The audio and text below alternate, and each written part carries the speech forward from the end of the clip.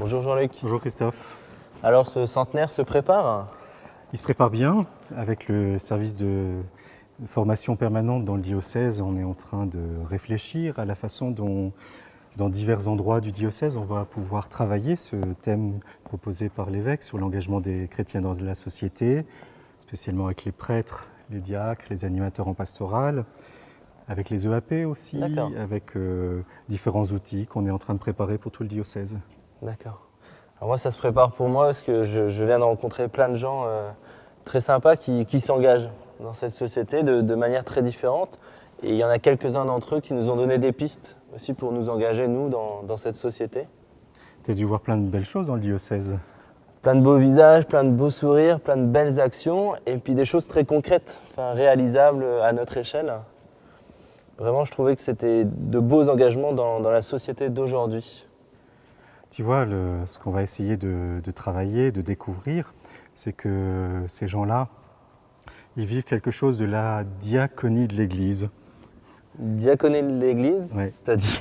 C'est un gros mot théologique, mais il veut dire tout simplement que quand je fais un geste solidaire, j'ai rendez-vous avec le Christ. Que c'est le lieu vraiment où je rencontre le Christ. D'accord.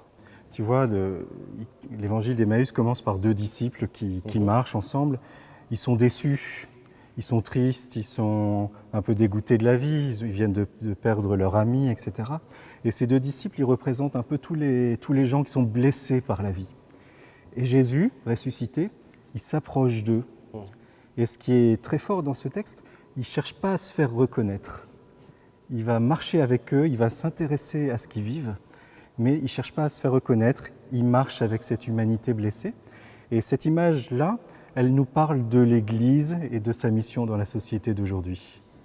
D'accord. Et pour toi, être chrétien, ça veut dire être solidaire ou c'est être solidaire qui fait qu'on est chrétien? Alors, souvent on pense que l'engagement solidaire, c'est une des conséquences de la foi, parce que je suis croyant, il faut bien que je rende service à mon prochain. Mais l'Évangile nous invite à découvrir que quand je suis solidaire, comme on le disait, j'ai rendez-vous avec le Christ. C'est un lieu source de ma foi, c'est le lieu où je peux faire une vraie expérience de Dieu, rencontrer le Christ ressuscité. Donc c'est dans la rencontre avec cette personne qu'on rencontre le Christ? Oui, avec les plus petits, les blessés de la vie. Quelquefois on dit que la dimension solidaire, c'est un peu comme une chapelle latérale d'une église qui n'est pas très bien entretenue. Eh bien, ce thème qu'a proposé l'évêque nous invite à redécouvrir la dimension de l'engagement des chrétiens dans la société comme quelque chose de central dans notre foi. D'accord. Alors toutes ces rencontres, moi je vais en reparler en aumônerie avec les responsables pour vraiment voir comment dans notre société d'aujourd'hui on peut s'engager concrètement. Oui, tu vois, tout ce que tu as fait dans le diocèse, ce périple, tous les chrétiens sont invités à le faire en paroisse, en doyenné, en aumônerie, d'aller voir les grands défis sociaux qui sont autour d'eux, les gens qui y sont engagés, et puis aussi de le fonder dans le Christ, parce qu'à chaque fois qu'ils font ça, c'est la charité du Christ qui passe par eux. Merci beaucoup. À la prochaine.